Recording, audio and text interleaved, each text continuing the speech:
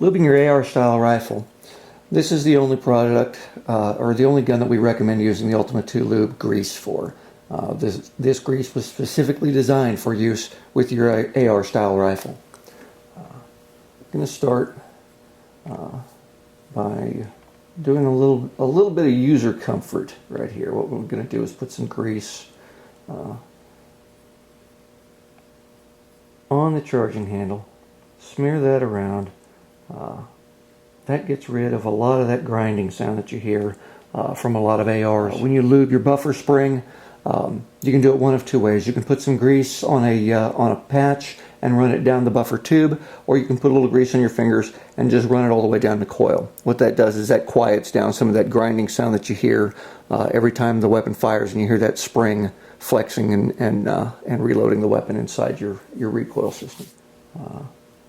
Up here on the tail end, work that around. Next thing we're going to do is grease the contact surface. That's that ring around the bolt that you see. That's what actually is contacting inside the bolt carrier. And drop that into the bolt. And put a drop of grease in there where that cam spins. Spin it around and get it set up. A little bit of grease on that side. Grease, a couple of drops here. And grease up your firing pin. A little bit of grease on the 6 locking lugs. Next thing you're going to do is, once again, focusing on contact surfaces only. You've got the contact surface here that your bolt carrier slides on against the upper receiver. Same thing down here on this side. Once again, on the other side. Nice light bead of oil.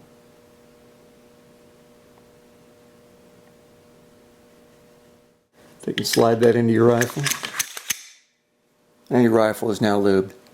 Should you need to lube in an extended shooting situation, a drop each into those holes and a drop into that hole right there. The bolt back and forth, work the action several times.